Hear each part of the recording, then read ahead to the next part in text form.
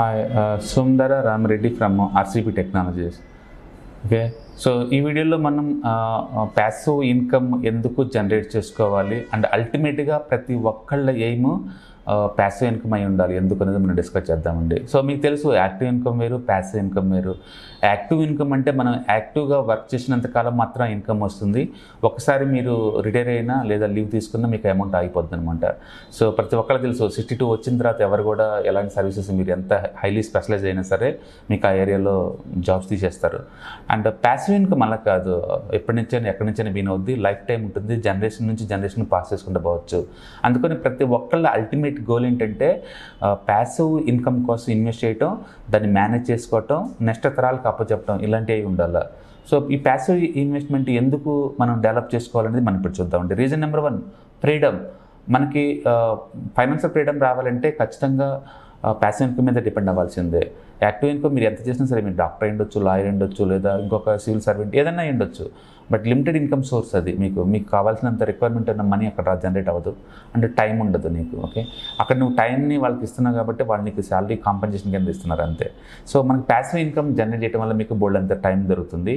So ఈ passive income ఉన్న అసెట్స్ని manage చేయాలంటే ఎక్కువ టైం అవసరం ఉండదండి. ఫర్ ఎగ్జాంపుల్ నేను ఒక 10 హౌస్లు కొన్ని రెంట్కి ఇచ్చాను అనుకోండి, నాకు నిరంతరం రెంటల్ ఇన్కమ్ వచ్చింది.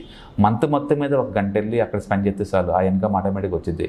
మిగతాదంతా నాకు టైం ఫ్రీడమ్ ఉంటుంది అనమాట. ఇంకా ఈ ఫ్రీడమ్ టైంలో నాకు నచ్చిన పని స్పెండ్ చేసుకోవచ్చు, నాకు నచ్చిన హాబీస్, ట్రావెలింగ్, నాకు మనసుకి ఎలా నచ్చితే మనసుకి అలా చేసుకోవచ్చు అనమాట. సో ఫస్ట్ది ఫ్రీడమ్ దొరుకుతుంది, ఒక మనిషిలా బతకొచ్చు అనమాట బేసికల్ చెప్పాలంటే. ఓకే, అదే నీకు ప్యాసివ్ ఇన్కమ్ లేదనుకోండి, 9 to 5 నువ్వు లాక్ అయినట్టు బై డిఫాల్ట్. ప్లస్ ట్రావెలింగ్కి 2-3 అవర్స్ టైం స్పెండ్ అవుతుంది, మొత్తం మీద 10 to 15 అవర్స్ లైఫ్ అంతా పోతుంది. రెండోది సెక్యూరిటీ అండి. Passive income more secure, active income కాదు. ఇవాళ రేపట్లో యాపిల్, అమెజాన్, ఫేస్బుక్ జాబ్స్ ఎలా ఫైర్ చేస్తున్నారు చూడండి. 2023లో కూడా ఇంకా ఈ ఫైరింగ్స్ ఆగలేదు అంటే మీకు అర్థమై ఉంటుంది. టెక్నాలజీ డెవలప్ అవుతే మనకు కంఫర్ట్ అని ఫీల్ అవుతూ ఉంటాం, పొజిషన్స్ మారే కొద్దీ ఎక్కువ శాలరీ కాబట్టి జాబ్ సెక్యూర్ అనుకుంటాం. ఈ మారుతున్న ఈ మోడర్న్ సొసైటీలో నథింగ్ ఈజ్ పర్మనెంట్ అండి. ఏ జాబ్ అయినా సరే అల్టిమేట్ ఏదో రోజు తీసేసే ఛాన్స్ ఎక్కువ ఉంటుంది. వాళ్ళు ఏం తీసిపోయినా సరే రిటైర్మెంట్ దగ్గరలో మిమ్మల్ని బయటకు నెట్టేస్తుంటారు.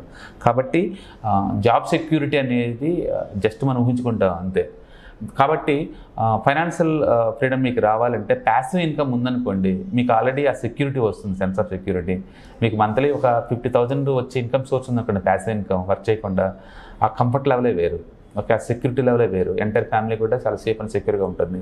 అందుకని మీకు డెఫినెట్గా మీరు మోర్ దెన్ ఒక ఇన్కమ్ సోర్స్ పెట్టుకోవాలి. ఒకటి యాక్టివ్ ఇన్కమ్తో పాటు ఇంకొకటి ప్యాసివ్ ఇన్కమ్ సోర్స్ కూడా పెట్టుకుంటేనే ఈ కంఫర్ట్ మీకు వస్తుందన్నమాట. ఓకే, సో సెక్యూరిటీ అనేది వెరీ ఇంపార్టెంట్. ఓకే, అదే జాబ్ అయితే ఈ సెక్యూరిటీ ఉండదు. ఓ బాస్కు నచ్చలేదంటే ఆ రోజు లాస్ట్ డే మీకు అనమాట. థర్డ్ వన్ డైవర్సిఫికేషన్ అండి. మన దగ్గర అసెట్స్ మొత్తాన్ని డిఫరెంట్ అసెట్స్కి డైవర్సిఫై చేసుకోవాలా. అండ్ ప్యాసివ్ ఇన్కమ్ డైవర్సిఫికేషన్ ఇది one of the best approach అనమాట. అంటే మీరు 9 to 5 జాబ్ చేసుకుంటేనే అడిషనల్ ఇన్కమ్ కింద ఇది మేము పెట్టుకోవచ్చు. లైక్ హ్యాండ్ లోన్స్ ఇస్తే మీకు వడ్డీ జనరేట్ అవుతుంది, లేకపోతే మీకు ఇల్లు ఏదైనా వస్తే రెంటల్ ఇన్కమ్ వస్తుంది, లేదా స్టాక్ మార్కెట్లో ఇన్వెస్ట్ చేస్తే అప్రిషియేషన్, స్టాక్ ప్రైస్ పెరిగింది కాబట్టి నీకు అలా డబ్బు వస్తుంది, డివిడెండ్స్ వచ్చే డబ్బు నీకు వస్తుంది. ఓకే, బిజినెస్ ఇన్కమ్, ఇలా రకరకాల యాంగిల్స్లో మీకు డైవర్సిఫికేషన్ అయినట్టు ఉంటుంది. మళ్ళీ ఇన్కమ్ సోర్సెస్ ఉంటుంటారు. సో మనకి మల్టిపుల్ ఇన్కమ్ సోర్స్లు ఉంటాయి అనమాట ప్యాసివ్ ఇన్కమ్ ద్వారా. యాక్టివ్ ఇన్కమ్లో దాంట్లో ఉండదు. కాబట్టి ఎందుకు మీరు ప్యాసివ్ ఇన్వెస్ట్మెంట్ మీద చూడాలో చూసుకోండి. And fourth one, time for your self అనమాట.